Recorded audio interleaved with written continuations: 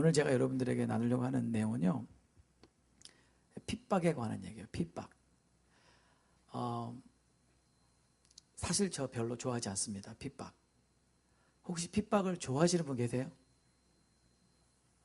혹시 핍박을 생각하면 막 너무 기쁘신 분 계세요?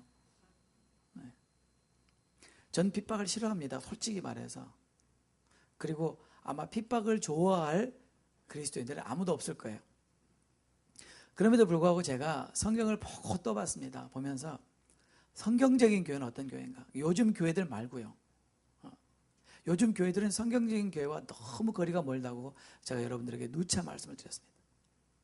요즘 교회가 성경적인 교회와 너무 거리가 멀기 때문에 정말 성경적인 교회를 찾는 것은 결코 쉽지 않지만, 그럼에도 불구하고 성경이 뭐라고 말하는지 우리가 성경으로 돌아가길 원합니다. 성경이 뭐라고 말하는가? 그리고 우리는 성경이 말하는 성경적인 교회를 위해서 우리가 전심으로 힘을 합하고 마음을 다해서 기도하며 그 교회를 세워가기 원합니다. 우리 모두가 다 연약하기 때문에, 그러나 주님 우리 안에 그 일을 능히 이루어 주실 것이라고 생각합니다. 제가 성경을 보면서 정말 성경적인 교회, 지금까지 제가 여러분에게 3차례에 걸쳐서 성경적인 교회가 무엇인가를 말씀드렸는데, 오늘 4번째 성경적인 교회란 어떤 교회인가, 이 교회를 말씀을 드리면서 이런 생각을 해봤습니다. 우리 성도들이 이 말씀을 들을 때 이해가 되실까? 우리 성도들이 핍박에 대해서 말씀을 전할 때 과연 그것이 마음에 와닿을까? 그렇지 않을 것이다. 왜냐하면 우리가 지금 미국에서 신앙생활하는 이 핍박과는 거리가 멀기 때문에. 오늘 여러분들이 예수님을 믿겠다고 하는데 핍박하는 사람 없잖아요. 오늘 여러분들이 교회를 가겠다고 하는데 못 가게 하는 사람 없잖아요.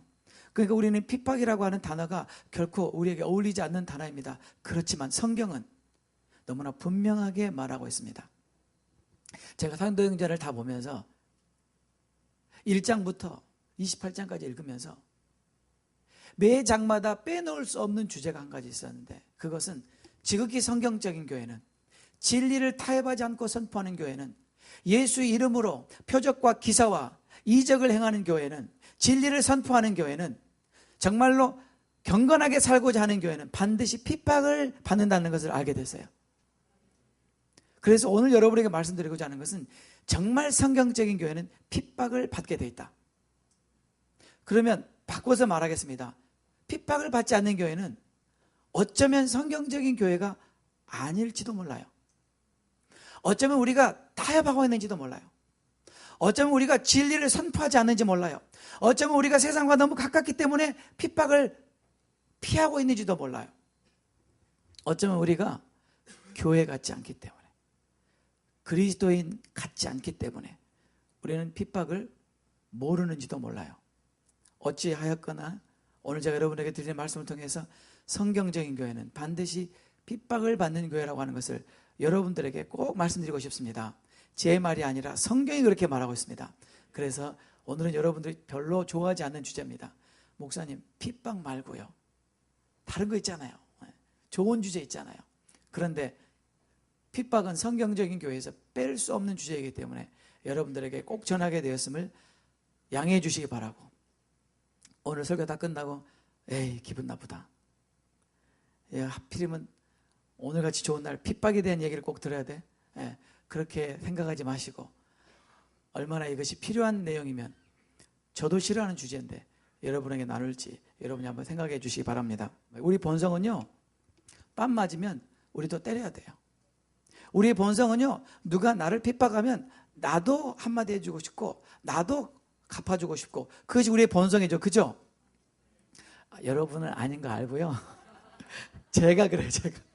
그게 제 본성인데요. 그런데 여러분, 제가 핍박은 오죽 싫어하겠습니까? 얼마나 싫어하겠어요? 근데 제가 성경을 보면서 다시 한번 제가 부인할 수 없는 것은, 초대교회는, 정말 예수님이 살아있던 그 교회는, 성령이 살아 역사하던 그 교회는 매일 핍박 속에서 살았다는 거예요. 그런데 그 교회들은 핍박에 굴하지 않았어요. 그들은 핍박에 무릎 꿇지 않았어요. 그들은 핍박이 있었음에도 불구하고 담대하게 복음을 전파했어요. 예수를 증거했어요. 그러다가 죽기도 하고, 그러다가 돌에 맞아 죽기도 하고, 그래 옥에 갇히기도 하고, 매를 맞기도 하고, 굴욕을 당하기도 하고, 모함을 당하기도 하고, 거짓 증인을 세워서 법정에 고소를 당하기도 하고, 별일을 다 당했음에도 불구하고 그들은 믿음을 지켰다고 하는 사실이에요. 그게 진짜 성경적인 교회라고 하는 거예요. 그러니까 오늘날 교회는요, 우리가 무슨 핍박을 당합니까? 오늘날 교회가 무슨 모함을 당합니까? 어쩌면 우리는요, 성경적인 교회와 거리가 멀지도 몰라요. 어쩌면 우리가 진리를 타협했을 수도 있어요. 어쩌면 우리가 세상 사람들에게 욕 안 먹을 만큼 그런 미지근한 신앙을 가졌을 수도 있어요. 그러나 분명한 것은 성경적인 교회는 핍박을 피할 수 없었습니다. 그래서 제가 오늘 사도행전 말씀을 그냥 전체를 쭉 진행하면서 어떤 종류의 핍박이 있었는지만 간단하게 말씀드리겠습니다. 왜냐하면 이거 다 읽으려면 오늘 하루 종일에도 못하거든요. 그래서 제가 짧게 할게요, 여러분. 제가 짧게 할게요. 네, 짧게 할게요. 네, 도와주세요. 여러분들이 아멘 아멘 하면 제가 더 짧게 할게요. 네. 여러분이 사도행전 4장에 보면요, 사도들이 복음을 전하니까 사람들이 싫어했다고 나와요. 복음을 듣는 걸 싫어했다. 그리고 싫어하니까 어떻게 해요? 그 사람들을 잡아서 옥에 가뒀어요. 누가 그랬냐면 제사장들이 그랬고요, 사두개인들이 그랬고요, 성전을 맡았던 책임자들이 그랬어요. 이 사람들은 유대교인들입니다. 유대교를 믿는 사람들은 하나님을 믿죠. 그런데 예수님의 제자들이 예수를 전파하고 예수가 하나님의 아들이라고, 그분이 죽었다가 부활하셨다고 전할 때 그걸 듣기를 싫어했어요. 여러분 잘 들으세요. 진리는 듣기 싫습니다. 옳은 말 하는 거, 우리 옳은 거 알지만 듣기 싫습니다. 여러분, 우리 솔직하게 이야기하자고요. 저도 우리 와이프가 옳은 말 하면 옳은지 알아요. 근데 듣기 싫어요. 여러분은 너무 듣기 좋으시죠? 네. 얼굴 보니까 그런 것 같아요. 막 너무 행복해 하세요. 그런 분들은 더 해주세요. 옳은 말인 거 아는데 이상하게 옳은 말이 듣기 싫어. 그렇죠, 여러분? 여러분, 본래 진리는요, 귀에 거스르게 돼 있어요.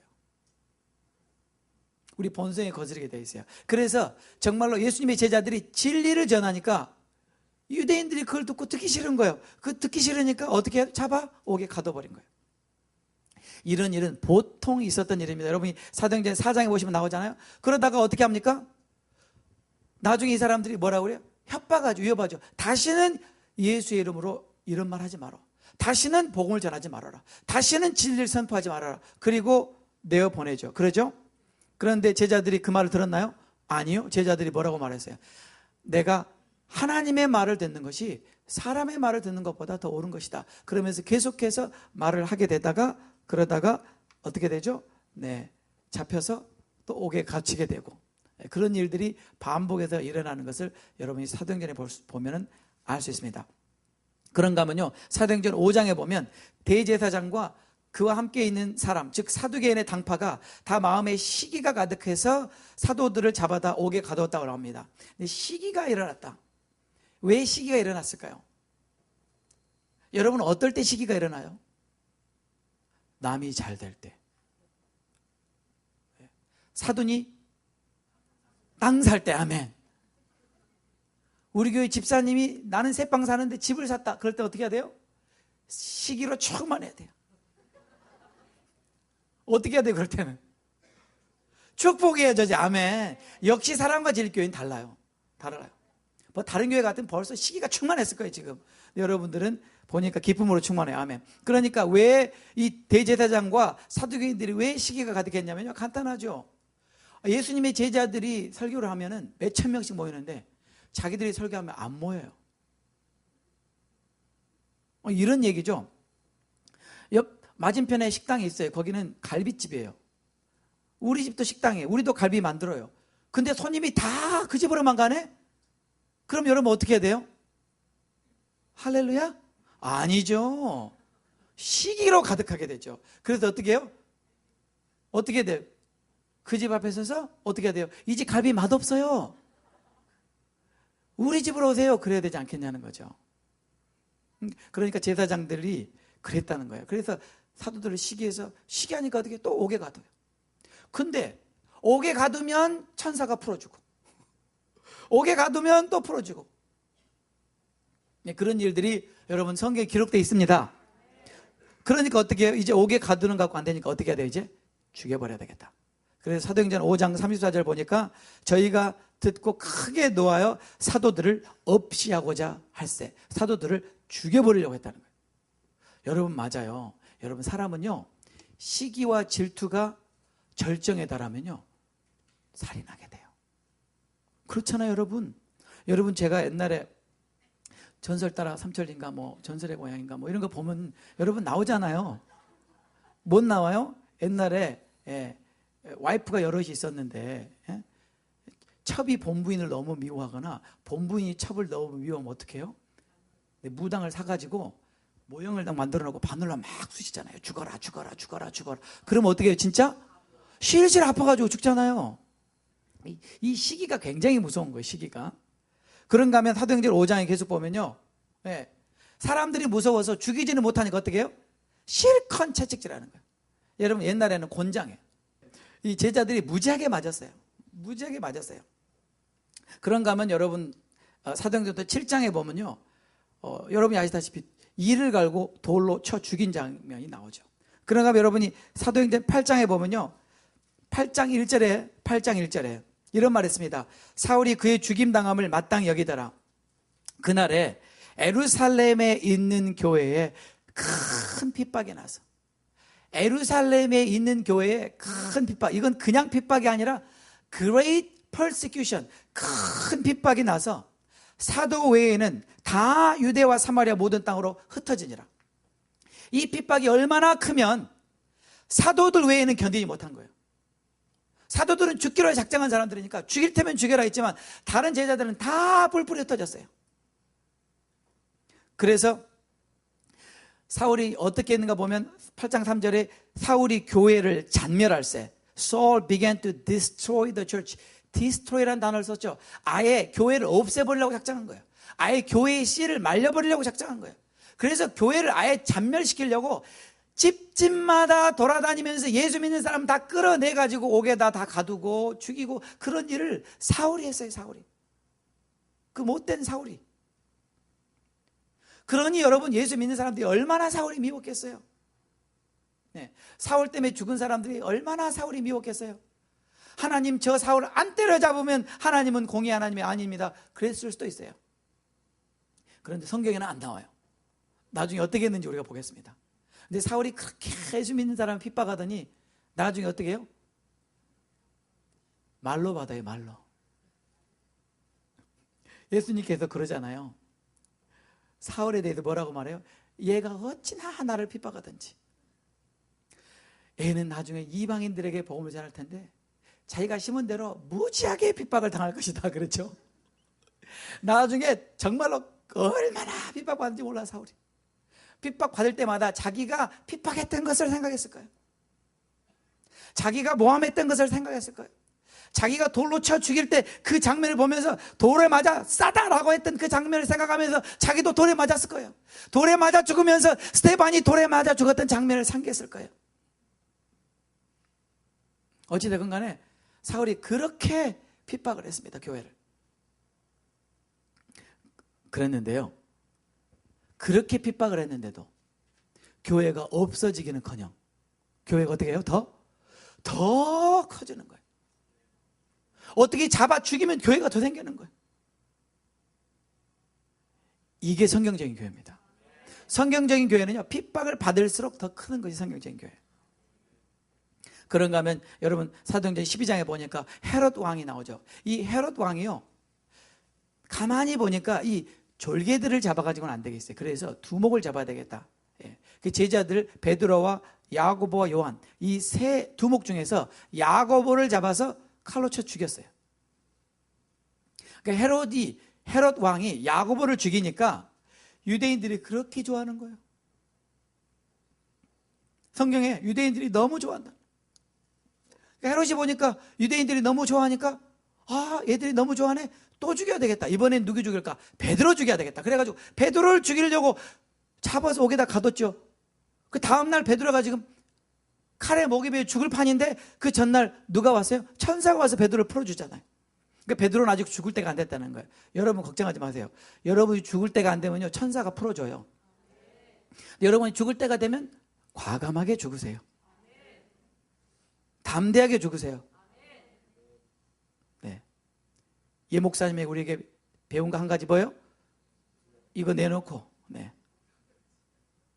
예수님 믿으려면 우리 확실히 믿어야 된다, 그 말이죠.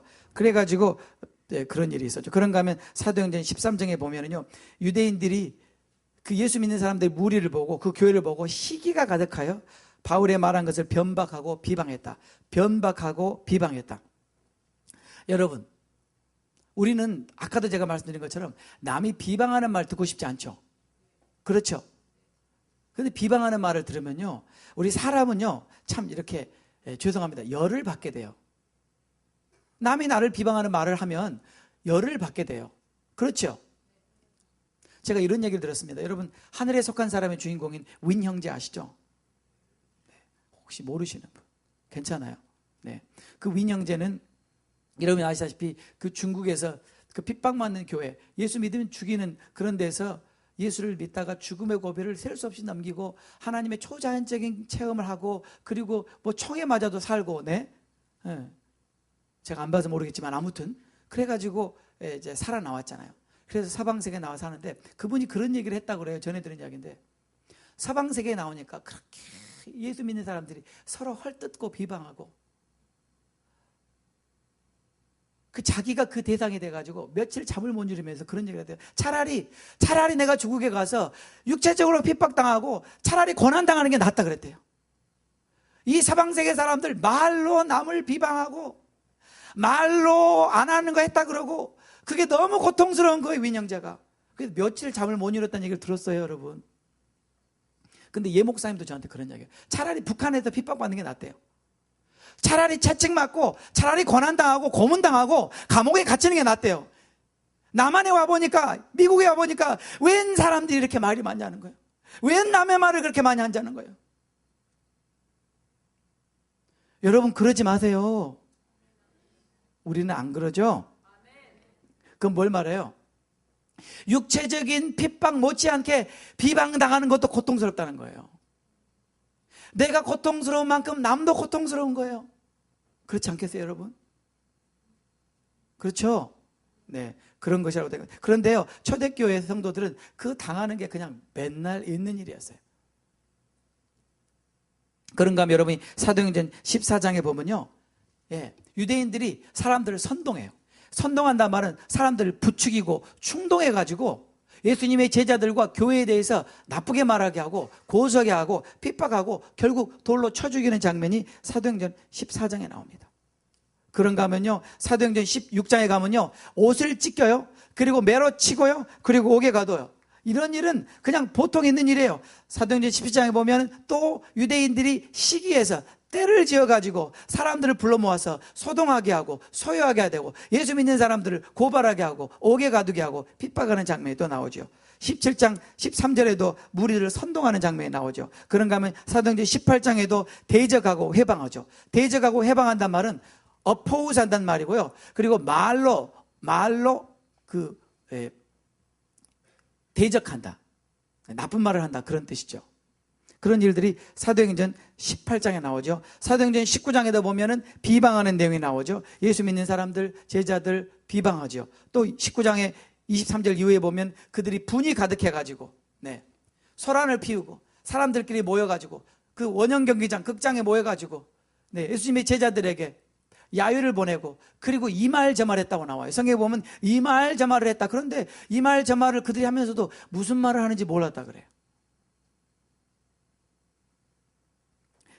20장에 결국 유대인들이 해하려고 공모하니까 그곳에서 떠나서 마게도냐로 가서 마게도냐에 가서 또 예수를 전하죠. 가는 곳마다 예수를 전하죠. 그들은 결코 굴하지 않고 계속해서 진리를 선포합니다. 결국 이 모든 내용을 바울은 사도행전 20장에서 이렇게 고백합니다. 바울이 본인이 교회를 세우고 복음을 전하면서 본인이 당했던 핍박을 이렇게 말합니다. 사도행전 20장 17절에 바울이 밀레도에서 사람을 에베소로 보내어 교회 장로들을 청하니 그 장로들이 오니까 18절에 저에게 말하되 아시아에서 들어온 첫날부터 지금까지 내가 항상 너희 가운데 어떻게 행한 것을 너희가 알지 않냐? 너희가 보고 들었지 않냐? 그러면서 19절에 모든 겸손과 눈물이며 유대인의 간계를 인하여 당한 시험을 참고 주를 섬긴 것. 유대인들의 간계, 유대인들이 비방하고 고소하고 없는 말을 지어내고 거짓 증인을 세워서 고소하고 그랬던 그 유대인의 간계를 인해서 내가 어떠한 시험을 당했고 그것을 참고 끝까지 내가 주님을 변치 않고 섬긴 것을 너희가 알지 않냐? 저는 고린도후서 4장 말씀에 바울이 이렇게 말한 것을 보고 바울이 얼마나 심정이 고통스러웠을까 한번 생각해 보세요. 한번 들어보세요. 4장 8절부터 우리가 사방으로 우겨쌈을 당하였다. 사방으로 우겨쌈을 당했다. 가는 건 뭐다? 유대인들이 바울을 잡아 죽이려고, 바울을 고소하려고, 바울을 옥에 가두려고 사방으로 우겨쌈을 당하였다 그랬어요. 그런데도 쌓이지 아니하며 답답한 일을 당했다. 답답한 일. 바울이 오죽 답답했겠어요? 답답한 일이 한두 가지였겠어요? 여러분 답답할 때 있잖아요. 답답할 때는 어디를 쳐요, 여러분? 가슴. 답답하니까. 아무도 몰라주는 것 같아도 그때 누가 알아줘요? 주님이 알아줘요. 그러니까 바울이 말하기를 내가 답답한 일을 당하여도 낙심하지 아니하였다. 아멘. 핍박을 받아도, 바울이 핍박을 받아도 버림받지 아니하였다. 거꾸러뜨림을 당하여도 망하지 아니하였다. 그럼에도 불구하고 우리가 항상 예수 죽인 것을 몸에 짊어지면 예수의 생명도 우리 몸에 나타나게 하려 합니다. 그렇게 고난을 당하고 핍박을 당하고 매를 맞고 돌에 맞을 때마다 바울은 무엇을 생각해요? 내가 십자가에 못 박여 죽인 예수를 생각하는 거예요. 예수님이 채찍에 맞을 때 바로 내가 그 채찍질의 장본이다. 예수님이 고통을 당할 때 예수님의 그 십자가를 생각하면서 나도 묵묵히 그 길을 가야지. 그것을 통해서 예수의 생명이 나타나게 하려 함이라. 이랬다는 거예요. 여러분, 이건 놀라운 사실인데요. 바로 그 일을 통해서 바울은 예수 그리스도의 생명이 나타나는 것을 경험한 것이죠.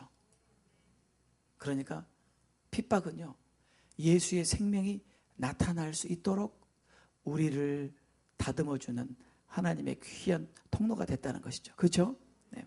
그럼에도 불구하고 여러분, 이것이 성경에 이렇게 엄연하게 있음에도 불구하고 만약에 여러분이 저한테 목사님 핍박을 받는 걸 원하세요? 받지 않는 것을 원하세요? 그러면 아직도 저는 핍박을 받지 않는 것이 좋다고 선택하고 싶어요.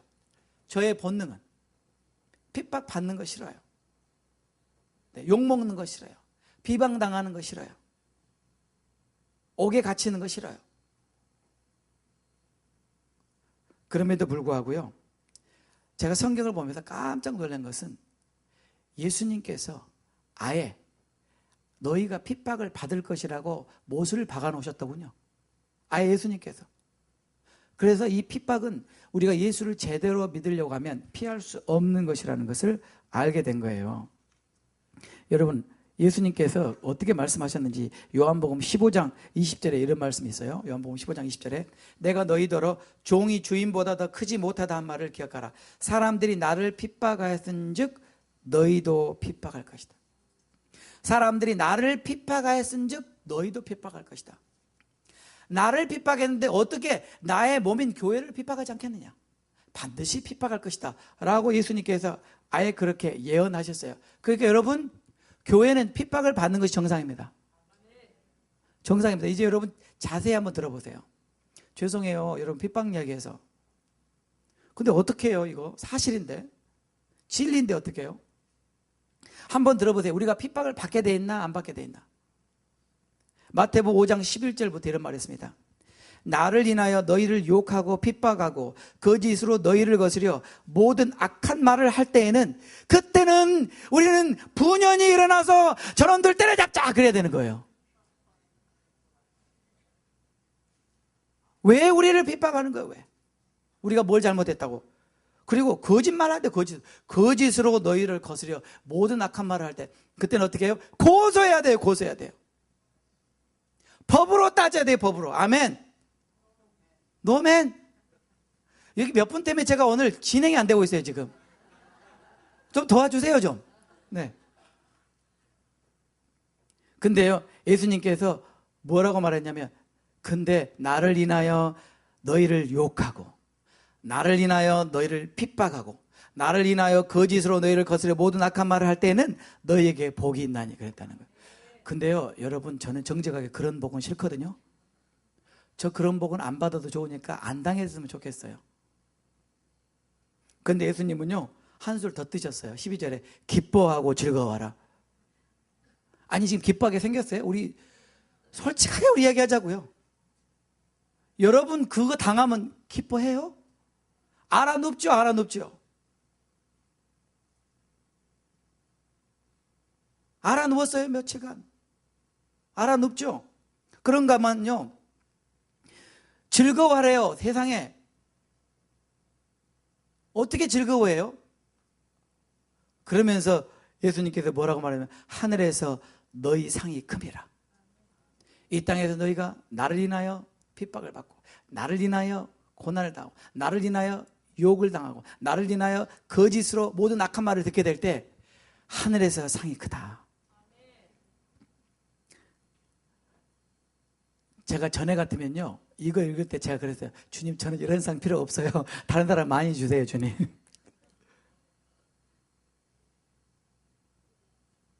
그런데요 주님께서 너희 전에 있던 선지자들을 이같이 핍박하였느니라. 예수님께서 말씀하셨어요. 예수님을 인하여 우리는 핍박을 받게 되었습니다.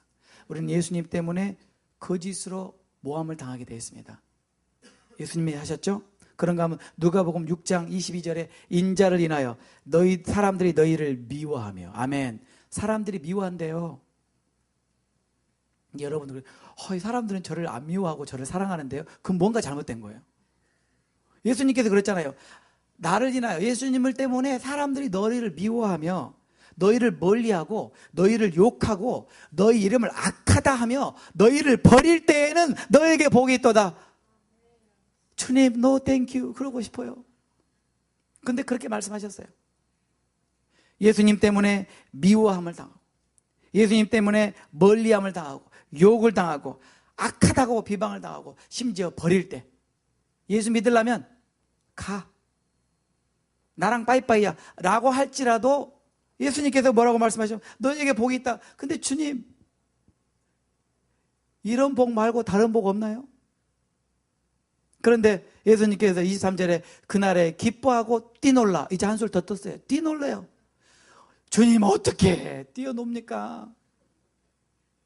말씀이라 되는 말씀을 하셔야 아멘이라도 하죠 주님. 그런데 하늘에서 너희 상이 큼이라. 저희 조상들이 선지자들에게 이와 같이 하였느니라. 그리고 성경은 뭐라고 말하는지 보세요. 누가복음 21장에 10절부터 또 이르시되 민족이 민족을 나라가 나라를 대적하여 일어나겠고 처처에 큰 지진이 있을 것이다. 기근이 있을 것이다. 온역이 있을 것이다. 또 무서운 일과 하늘로서 큰 징조들이 있을 것이다. 그런데 이런 일이 있기 전에 12절 이런 일이 있기 전에 내 이름을 인하여 너에게 손을 대어 핍박하며 회당과 옥에 넘겨주며 임금들과 관장들 앞에 끌려가려니와 이 일이 도리어 너에게 증거가 되리라. 이거 무슨 말이냐면요 예수님께서 마지막 때에 나라와 나라가 일어나서 전쟁을 할 것이다. 민족이 민족을 대항하여 전쟁을 일으킬 것이다. 큰 지진이 일어날 것이다. 여러분 지진 일어날 거예요. 기근이 있을 것이다. 온역이 있을 것이다. 전염병이 있을 것이다. 레오니아에 스와인플루 돼지 독감 환자가 한 학생이 발견이 됐다고 어떤 분이 저한테 알려주셨어요. 그래서 레오니아 하이스쿨에서 학교를 이거 클로즈 하느냐 마느냐 그러고 있다고 제가 금요일날 들었어요. 그런데 이미 제가 여러분들에게 릭조이너 목사님이 올 가을에 그것이 다시 컴백할 것이라고 말씀한 걸 말씀드렸죠. 네. 그런데 하늘에서 큰 징조가 있을 것이다. 무서운 일이 있을 것이다. 그런데 이것이 너희에게 징조가 될 것, 즉 사인이 될 것이라고 했다는 거예요. 어떤 사인이요? 아 주님이 이제 곧 오시겠구나. 이 사인이 될 거라는 거예요. 왜냐하면 이런 일이 있기 전에 반드시 우리가 핍박을 당한대요. 여러분, 교회는 반드시 핍박을 당하게 되어 있습니다. 교회는 반드시 핍박을 당하게 되어 있습니다. 어떤 분들은 말합니다. 미국에 사는 한 우리는 핍박을 받지 않을 것이라고. 저는 여러분들 이미 말씀드렸습니다. 미국은 이제 기독교인을 핍박하는 법을 통과시켰습니다. 이제 핍박을 우리는 당할 수밖에 없어요. 그런가 하면 마가복음 10장 29절에 예수께서 가라사대 내가 진실로 너에게 이르노니, 예수님께서 중요한 얘기하실 때는 이렇게 말하죠. 뭐라고요? 진실로 너에게 이르노니. 여러분도 그러잖아요. 중요한 얘기할 때 뭐라고 말해요? 내가 진짜 내 말 좀 들어봐. 진짜거든 이거. 예수님께서 진실로 너에게 이르노니, 이거 굉장히 중요한 말인데, 그러면서 말하기를 나와 예수님과 복음을 위하여 집이나 형제나 자매나 어미나 아비나 자식이나 전토를 벌인 자는, 그런 자는 인간도 아니에요. 아니, 어떻게 형제를 버리고 어떻게 자매를 버리고 어떻게 부모를 버려요? 그 나쁜, 자식을 버려요. 그게 부모예요. 그런데 예수님께서요, 잘 들어보세요. 내가 진실로 이르노니, 나와 예수님과 복음을 위하여 집, 형제, 자매, 어미, 아비, 자식 전토를 벌인 자는 금세에 있어서 집과 형제와 자매와 모친과 자식과 전토를 100배나 받대. 100배. 네. 예수님께서 뭐라고 말씀하셨냐면요, 100배나 받긴 받는데 핍박을 겸하여 받고, 핍박을 받는다고 말했어요. 같이 핍박을 겸하여 받고 내세 영생을 받지 못할 자가 없느니라.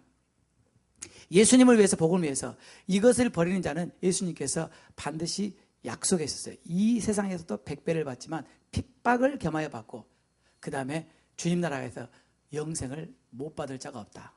반드시 받게 된다. 그렇게 말했다는 거죠. 우리가 주님을 위해서 사는 것은 핍박을 받게 돼 있다는 걸 말합니다. 또 그런가 하면요, 성경은요, 우리가 하나님의 말씀을 인해서 핍박을 받는다고 말해요. 여러분이 성경에 4가지 마음밭 나오잖아요. 그렇죠? 길가와 같은 밭, 자갈밭, 그 다음에 가시밭, 그 다음에 좋은 땅, 옥토.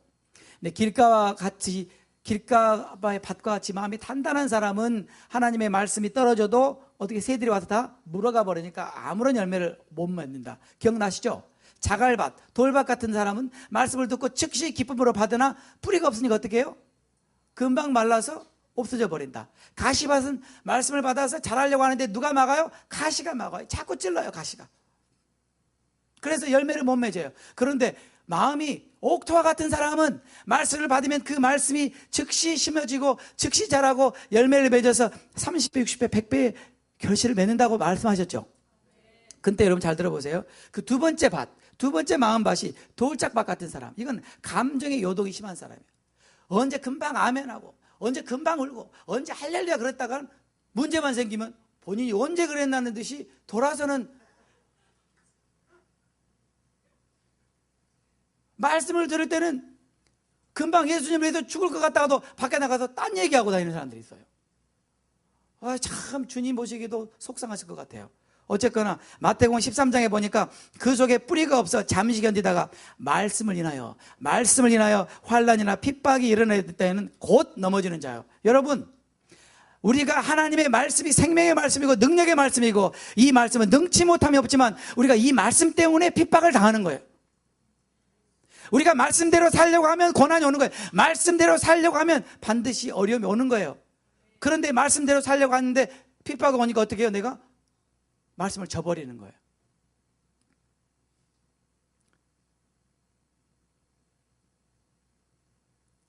우리는 의리는 지켜야 됩니다, 여러분. 사람이 기본 의리는 있어야 된다. 우리 예수 믿는 사람도 의리는 있어야 돼요. 예수님에 대한 의리는 지켜야 될 거 아니에요. 아멘도 안 하시고. 제가 아멘하면 빨리 하고 짧게 한다 그랬는데요, 여러분 아멘이 굉장히 지금 저조하거든요. 또 예수님께서 이렇게 말씀하셨어요. 요한복음 15장 18절에 한번 들어보세요. 세상이 너희를 미워하면 너희보다 먼저 나를 미워한 줄 알아라. 너희가 세상에 속하였으면 세상이 자기의 것을 사랑할 것이다. 너희는 세상에 속한 자가 아니고 도리어 세상에서 나의 선택함을 입은 자인 고로 세상이 너희를 미워하느니라. 여러분, 세상이 좋아하는 분 계시죠, 여기? 세상에서 인기 있는 분. 예수님께서 뭐라고 말씀하셨냐면, 진짜 우리가 예수님께 속한 자면 세상이 우리를 미워한다 그랬어요. 근데 세상이 아직도 나를 좋아하는 이유는 뭘까요? 여러분이 아시겠죠? 세상에 가서는 감쪽같이 세상에 있는 것처럼 살고, 교회 와서는 감쪽같이 기독교인인 것처럼 살면 세상에서도 인정받고 교회에서도 인정받고, 할렐루야. 근데 이럴 수는 없다는 거죠. 여러분, 주님 앞에 인정받으면 세상에서 미움을 받게 돼 있다고 예수님 말하잖아요. 세상이 너희를 미워할 수밖에 없다. 나를 미워했지 않냐? 나를 미워했는데 어떻게 나의 몸된 교회인 너희를 미워하지 않겠냐? 그 이유는 너희가 나에게 속했기 때문이다. 너희는 내 것이기 때문에 세상이 너희를 미워하게 돼 있다. 여러분, 세상이 우리를 미워할 때 여러분 이렇게 생각하시면 돼요. 내가 이제 진짜 예수님을 믿나 보다, 이렇게 생각하세요. 그런가 하면요, 디모데후서 3장 12절에 이런 말씀이 있습니다. 무릇 그리스도 예수 안에서 경건하게 살고자 하는 자, 무릇 그리스도 예수 안에서 제대로 살려고 하는 자는 반드시 핍박을 받으리라. 여러분, 정말 예수님 안에서 정말로 예수의 사람처럼 경건하게 살려고 하면 핍박을 받을 것이라고 예수님이 직접 말씀하셨어요. 그런데 어찌 된 게 우리에게는 핍박이 없습니까? 어쩌면 우리가 정말 경건하게 살고자 하지 않은지도 모르죠. 그건 주님이 하신 말씀입니다. 그런데 여기서 제가 한 가지 꼭 짚고 넘어갈 것이 있습니다. 이렇게 착각하는 사람들이 있어요.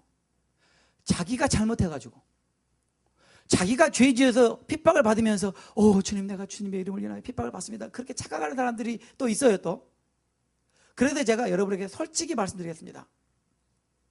여러분이 교회에 늦어가지고 막 밟다가 경찰한테 붙잡아서 티켓을 띄면서 하는 말이, 내가 예수를 제대로 믿으려고 하니까 이렇게 핍박을 당한다. 제발 착각하지 마십시오. 그건 여러분이 잘못해서 핍박받아요. 여러분이 집안일 할 일 안 해놓고 그냥 교회만 쫓아다니다가 남편이 집안일도 제대로 못하고 교회 가려면 가지마 그러니까 주님, 이것이 핍박이 오니 주여. 천만의 말씀, 그게 무슨 핍박이야? 그거 다 자기가 잘못해서 그런 거지. 자기 죄 때문에. 분명히 성경에는 뭐라고 나왔어요? 남편의 말에 순종하고 남편을 하늘같이 여기라, 남편을 봉양하고 남편이 말하면 죽는 신용까지 해라. 그건 성경에 없지만 아무튼 그러면 그렇게 해야지 남편이 보기에도 이 사람 제대로 예수 믿는구나 그러고 믿을 거 아니에요. 남편이 말하면 듣는 척도 안 하고 말대꾸나 하고. 그렇게 하면 안 돼요, 여러분. 속이 다 시원하네.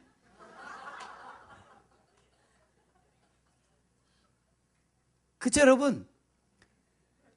성경은 성경이잖아요. 진리는 진리잖아요. 그러니까 또 어떤 분이 그러더라고요. 목사님, 저희 남편이랑 살아봤어요? 그래서 아니요. 살아보면 그런 말씀 안 하실 거예요? 그렇지, 그랬어요. 성경 예수님이 살아보고 그래라 그랬어요? 제가요, 유수 청소년 수련회를 매년 했을 때 제가 청소년들에게 늘 그렇게 말합니다. 너희 부모를 공경해야 된다. Period. No matter what, you respect your parents. 그러면요, 어떤 애들은 좀 똑똑한 애들, 따진 애들 있어요. Pastor, you don't know about my dad. He's a jerk. 그래요. 그래서 제가, you're right. Nevertheless, you should respect because the Bible says so. 성경이 그렇게 말하기 때문에.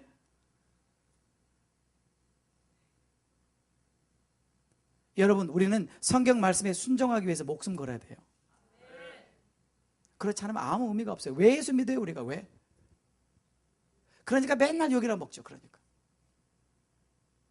예수 믿는 사람들이 완전히 무시해버리잖아요. 세상 사람들이. 저것들 예수 믿는다면서 죄는 질 것 다 짓고 우리보다 나을 게 없는데 왜 예수를 믿겠어요, 그 사람들이?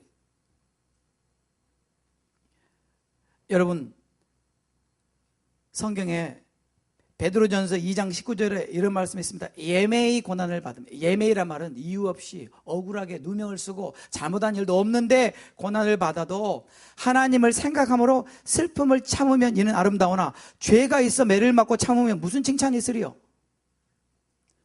여러분, 우리 착각 그만하고요. 네. 진짜로 내가 정말 올바로 믿으려고 하고 경건하게 살려고 하기 때문에, 내가 말씀대로 순종하려고 하기 때문에 핍박을 받는 건지, 아니면 나의 연약함 때문에, 내가 잘못하기 때문에 내 죄의 결과로 핍박을 받는 건지, 여러분 우리 분명히 짚고 넘어가야 됩니다. 아멘. 그래서 성경이 뭐라고 말합니까? 오직 선을 행함으로 고난을 받으면, 선을 행함으로 내가 옳은 일을 행하고 하나님이 기뻐하시는 것을 알기 때문에 내가 이 일을 행함으로 말미암아 고난을 받고 참으면 이는 하나님 앞에 아름다우니라 그랬어요. 그것이 하나님 앞에 아름답다는 거예요. 그것이 아름답다. 내가 옳은 일을 행하려고 하는데 누가 욕하고 누가 핍박해요. 그러면 따지고 되들어요. 내가 지금 옳은 일을 하려고 하는데 왜 그러냐고. 그렇게 하면 하나님 앞에 아름답지 않은데 그냥 묵묵히 참고 견디면 그것이 하나님 앞에 아름답다고 한 것입니다. 여러분, 사실 이거 제가 제일 못했던 거거든요. 정말 따지고 싶더라고요. 도대체 누가 그런 말을 하고 다녔는지 그냥 밝혀내가지고 온 천하에 드러내고 싶은 마음이 왜 없겠어요? 근데 주님이 그걸 기뻐하시지 않잖아요. 주님이 그건 나에게 맡겨라. 공정하신 재판장이신 주님이 해결할 일이지 우리가 따질 일이 아니라는 거죠. 그죠? 그래서 주님께서 우리가 선을 행하려고 하면, 정말로 주님 보시기에 옳은 것을 행하려고 하면 핍박을 받게 된다. 아멘. 그런가 하면요, 성경에는요, 갈라디아 4장에 이런 말이 나옵니다. 그때 육체를 따라 난 자가 성령을 따라 난 자를 핍박한 것 같이 이제도 그러하도다. 이건 무슨 말이냐면요, 육체를 따라 난 자는 이스마엘이고요, 성령을 따라 난 자는 이삭을 말하고 있어요. 갈라디아서를 보시면. 여러분이 아시다시피 아브라함이 육신을 따라서 하갈과 동침해서 이스마엘이 나왔어요. 육신을 따라 나온 아이예요, 이스마엘이. 하나님의 약속을 못 참고 육신을 따라서 애가 생겼어요. 그런데 약속을 따라 하나님의 약속을 굳게 믿고 하나님이 그 약속을 성취함으로 난 자가 이삭이에요. 그건 성령을 따라 난 자예요. 그런데 그때 육신을 따라 난 이스마엘이 성령을 따라 난 이삭을 핍박한 것처럼 이제도 그러하다 그 말이에요. 오늘날에도 육신을 따라 난 자가 성령을 따라 난 자를 핍박한다 그 말이에요. 이건 무슨 말이냐면요, 성경 말씀에 육신에 속한 자는 성령에 속한 것을 이해하지 못하기 때문에, 육신에 속한 자는 성령에 속한 것을 알지 못하기 때문에 그것을 판단할 수밖에 없고 핍박할 수밖에 없다는 거예요. 여러분, 교회사를 보면 언제나 성령의 역사를 비방하고 핍박했어요. 그 사람들은 성령의 역사를 이해하지 못하기 때문에, 육신에 속한 자이기 때문에. 여러분, 우리가 너무나 잘 알잖아요. 제가 고등학교 때 얼마나 조영기 목사님을 핍박했어요. 그 핍박한 이유가 방언한다고 핍박했거든요. 방언한다고 이단이라 그러고 방언한다고 잘못했다 그러더니 나중에 그 핍박했던 사람한테 다 자기가 방언 달라고 다니잖아요 지금. 왜 그래요? 육신에 속한 자는 성령의 일을 받지 못한다는 거죠. 그래서 핍박하게 됐다는 거예요. 오늘도 마찬가지예요. 오늘날도 여러분, 제가 볼 때는 많은 부분이 육신에 속한 부분들이 있어요, 교회 안에. 사실이니까요. 그러니까 성령에 속하는 것을 받아들일 수 없고 성령에 속하는 것을 우리가 핍박하는 거예요. 그러나 우리는 성령에 속한 자가 돼야 됩니다. 성경적인 교회를 세워야만 합니다. 그러면 어찌되건 간에 안 반가운 얘기지만 우리가 정말 예수님을 제대로 믿으려고 하면 핍박을 받게 되어 있습니다. 진리를 수호하려고 하면 핍박을 받게 되어 있습니다. 말씀대로 살려고 하면 핍박을 받게 되어 있습니다. 경건하게 살려고 하면 핍박을 받게 되어 있습니다. 그러면 우리가 어떻게 해야 됩니까? 이 핍박에 대해서 성경은 우리에게 어떻게 반응하라고 하는 거예요? 첫째, 핍박을 당하거든 무조건 고소해야 된다. 둘째, 핍박을 당하면 반드시 손해배상을 청구해서 끝까지 받아내야 된다. 그렇게 말하지 않았어요, 성경은. 우리는 그러니까 법정에 가면 안 돼요, 여러분. 안 돼요. 네. 주님이 가지 말라고 그랬어요. 법정에 가기 전에 화해해라. 주님이 그러셨잖아요. 그죠? 법정에 가면 세상 사람들이 뭐라고 그러겠냐? 저 사람들 예수 믿으면서 법정에 나와서 싸운다 그러지 않겠냐? 그 주님의 얼굴에 먹칠하는 거 아니에요? 먹칠은 뭐예요? 똥칠하는 거죠, 똥칠. 여러분, 우리는 차라리 우리가 손해보고 말지. 차라리 우리가 그냥 뜯기고 당하고 말지. 그런 일을 하지 않아야 된다고 성경 말씀은 그렇게 말하고 있습니다. 아멘. 여러분, 속상해도 할 수 없어요. 주님이 그렇게 말씀하셨으니까. 여러분, 예수님을 믿기로 작정했으면 끝까지 믿어야죠. 그죠? 그런데 예수님께서 뭐라고 말씀하셨나요? 마태복음 5장에 이렇게 말씀하셨어요. 내가 너희에게 이르노니 너희를 핍박하는 자를 위해서 기도하라. 이건 정말 말도 안 돼요. 말도. 사실 핍박하는 자 이를 악물고 참고요. 내가 다시는 안 보지. 안 보는 게 속이 편하지. 그것만으로서 나는 큰일 했다고 생각해요. 그런데 예수님께서는 핍박하는 자를 위해서 기도하라는 거예요. 기도. 기도가 나와요? 여러분, 우리 솔직하게 기도가 나오던가요? 나와요. 아멘. 오늘 설교를 못하겠어요, 제가. 이 두 분이 방해하더니 이제 저쪽에서 방해하시네. 저는요, 핍박당하면 기도가 안 나와요. 기도가 막혀요. 속상해서. 그런데 예수님이 기도하래요. 핍박하는 자를 위해서 기도하래요. 어떻게 해요? 그 다음에 두 번째요. 고린도후서 12장 10절에도 보니까 아까 마태복음에도 그러셨는데, 그러므로 내가 그리스도를 위하여 약한 것들과 능욕과 궁핍과 핍박과 곤란을 기뻐하노니 이는 내가 약할 그때 곧 강함이라. 이거 뭔 말이야 도대체? 아니, 능욕과 궁핍과 핍박과 곤란을 저 기뻐 못해요. 저 못해요. 인상 안 쓴 것만도 다행입니다. 주님. 그죠? 속이 뒤집어지죠. 속이 뒤집어지고 그냥 죄 없는 주에 있는 사람한테 화풀이 하죠. 그게 우리의 본성이잖아요. 죄송합니다. 저의 본성입니다. 저의 본성. 제가 그래요. 제가 그런 사람이었어요. 그런데 예수님께서 뭐라고 말씀하셨냐면 내가 약할 그때에 바울이 말하기를 곧 강함이니라. 우리는요, 핍박을 당할 때 나의 본 모습을 보게 돼요. 아, 나의 이런 연약함이 드러나게 되죠. 여러분, 잘 나갈 때 연약함이 안 드러나죠. 그죠? 근데 이유 없이 한 대 때려봐요. 딱 대들죠. 그죠? 이유 없이 한번 때려봐요. 그게 우리의 본성이라는. 그런데 나의 그 연약함을 보고 아직도 나는 덜 됐구나. 아직도 나는 멀었구나. 그 나의 연약함을 보면서 주님 도와주세요. 주님을 의지하게 되는 거죠. 내가 연약할수록 주님을 더 의지하게 되잖아요. 그러니까 나의 연약함 가운데 주님이 강함이 나타날 수밖에 없는 거예요. 내가 강하다고 생각하면 주님은 일하지 않으니까. 그래서 바울은 오히려 이런 핍박을 당할 때 그때 오히려 그는 기뻐하는데 그 이유는 그때 주님이 강함이 나타나신다는 거예요. 그런가 하면요, 로마서 12장 14절에 너희를 핍박하는 자를 축복하라. 이건 조금 너무한 것 같아요. 기도까지는 내가 하겠어요. 기도까지는. 축복은 못하겠습니다. 축복이 잘 안 나오죠. 그죠? 솔직히요, 저는 이런 생각이 들 때가 있어요. 주님, 어떻게 저 사람 저 못 살게 구는데 주님 어떻게 그냥 좀 정리해 주세요, 주님. 그게 솔직한 심정이에요. 그러면요, 주님이 절대 정리 안 해주세요.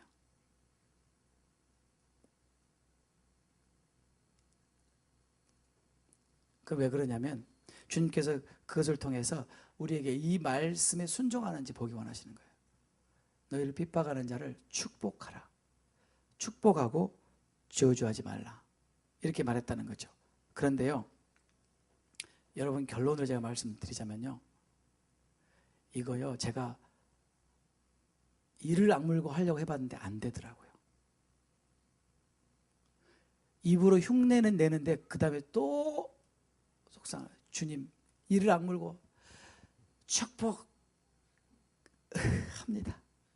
그러고 나면 속에서 못해 이러는 거예요. 네, 어떻게 해요? 그게 제 모양인데 어떡하냐고. 그래서 제가 깨달았어요. 나는 절대 할 수 없구나를 알았어요. 인간으로서 나는 절대로 나를 핍박하는 자를 위해서 기도도 못하고 그리고 축복할 수 없다는 걸 알았어요. 그래서 제가 할 수 있는 건 한 가지밖에 없어요. 주님, 나는 못하겠습니다.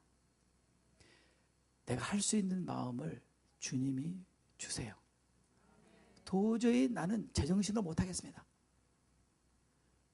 주님께 기도하니까 주님이 그때 그 마음을 주시니까 가능하더라는 거죠. 내 마음은 절대 안 되는, 주님의 마음이 부어지니까 진짜로 그 사람을 위해서 기도하게 되고 축복하게 되더라는 거예요. 아, 그렇군요, 주님. 이것이 비결이군요. 여러분, 성경적인 교회는 어떤 교회입니까? 반드시 핍박을 받는 교회입니다. 정말로 진리를 선포하고 정말로 성경대로 예수를 제대로 믿으려고 하면 핍박을 받으리라. 그러나 우리가 핍박을 받을 때 그 핍박에 어떻게 대항해요? 오히려 그들을 위해 기도하고 그들을 축복할 때 하나님이 역사하시는 거예요. 그 교회가 진짜 성경적인 교회가 되는 거예요. 그 진짜 예수 믿는 사람이 되는 거예요. 그 사람이 바로 예수의 사람이 되는 거예요. 바로 그것을 가리켜서 예수님이 정하신, 내가 세운 교회라고 말씀하셨어요. 예수님이 세운 교회. 예수님께서 베드로에게 내가 이 반석 위에 내 교회를 세우리니, 예수님께서 my church라고 그랬어요. 너희 교회가 아니라, 세상의 교회가 아니라 It's my church. 예수님께서 내 교회를 내가 이 반석 위에 바로 나를 믿는 믿음 위에 세울 텐데, 그렇게 될 때에는 음부의 권세가 그 교회를 이기지 못할 것이다. 정말로 예수님의 교회는 음부의 권세를 이기는 교회가 되는 거예요. 그 교회가 바로 성경적인 교회예요. 그 교회가 하나님의 말씀에 순종하는 교회예요. 그 교회만이 세상을 이길 수 있는 거예요. 오늘날 교회가 그렇지 못합니다. 우리 교회도 그렇지 못한 부분이 많이 있습니다. 그렇기 때문에 우리가 아직도 세상에서 손가락질을 당하는 것입니다. 저는 사랑과 진리 교회가 성경적인 교회가 되기를 원합니다. 정말 주님이 얼마나 그것을 원하시나요? 여러분이 그 마음을 아시나요? 주님이 얼마나 간절하게 이 땅에 이 마지막에 주님이 그토록 원하셨던 내 교회를 세우기 원하시는지. 그래서 음부의 권세가 넘보지 못하는 그런 교회를 세우기를 주님은 그토록 원하십니다. 누가 그 일을 해드릴 수가 있어요? 우리밖에 없어요, 여러분. 우리가 해드려야 되지 않겠어요? 그러기 위해서는 우리는 핍박을 이겨내는 교회가 돼야 돼요. 핍박이 오면 오히려 더 강해지는 교회가 돼야 돼요. 핍박이 오면 오히려 우리가 더 하나 되는 모습을 보여야 돼요. 핍박이 오면 우리가 더 뭉치고 기도하는 모습을 보여야 돼요. 핍박이 올 때 우리가 더 주님의 이름을 높이 선포하고 진리를 타협하지 않는 그런 저와 여러분들이 됐으면 얼마나 좋을까요? 주님이 얼마나 기뻐하실까요? 우리 그 일을 위해서 우리가 목숨을 걸어야 된다는 거예요. 다른 일에 목숨을 걸 것이 아니라. 그때 우리 주님이 얼마나 영광을 받으실까요? 얼마나 영광을 받으실까요? 여러분, 죄송합니다. 아직 저도 그렇게 잘 못하지만 그렇게 하려고 저도 몸부림을 치고 최선을 다해요. 만약에 제가 그렇게 할 수 있다면 그건 전적인 주님의 은혜이지, 제가 잘나서 그런 거는 절대로 아닌 걸 저는 너무나 잘 압니다. 그것은 우리가 다 마찬가지입니다. 이건 오직 주님의 은혜로 가능합니다. 주님이 그런 마음을 보여주실 때만 우리는 그것을 이룰 수 있는 것입니다. 우리가 그것을 위해서 기도해야 돼요. 주님, 사랑과 진리 교회가 핍박을 이겨내는 교회가 되게 해주세요. 여러분, 미국 땅에도 반드시 핍박이 옵니다, 이제. 그러나 그런 핍박이 아니더라도 지금 우리가 정말 내가 예수를 제대로 믿으려고 할 때 주위에서 듣는 비방, 모함, 거짓의 소리를 들을 때, 여러분, 주님이 다 아시잖아요. 주님이 다 보고 계시잖아요. 주님이 다 듣고 계시잖아요. 제가 금요일에 말씀드렸는데요, 너무 은혜가 돼요. 예수님이 내 오른편에 계시고, 죄송합니다, 벤자민 오목사님 왼편에 계시다고 생각하고 말하라고 어떤 분이 가르쳐줬어요. 근데 저는 옆에 못 있으니까. 네. 바울은 신령에서 영어로 있다고 그러는데 저는 아직 못 신령해서 그 정도는 안 되니까, 여러분, 오른편에 예수님이 계시고 왼편에 성령님이 계시다고 생각하고 우리는 말도 하고 행동도 해야 될 줄로 믿습니다. 여러분 어찌 됐든지 간에 우리는 정말로 성경이 말하는 성경적인 교회를 세우기 위해서 우리는 우리의 감정도 우리의 고집도 우리의 판단도 우리의 경험도 우리가 옳다고 생각하는 그것마저도 다 주님 앞에 내려놓고 오직 하나님의 말씀 앞에 순종할 수 있어야 됩니다. 이것이 우리가 살 길입니다. 그럴 때만이 우리는 진정으로 성경적인 교회를 세울 수 있다고 생각합니다. 여러분 결코 이것은 어려운 일이고 쉬운 일이 아니고 너무나 대가를 지불하는 일인 거 너무나 잘 알아요. 왜냐하면 우리가 우리 본성에 역행하니까. 그럼에도 불구하고 성경은 우리에게 말합니다.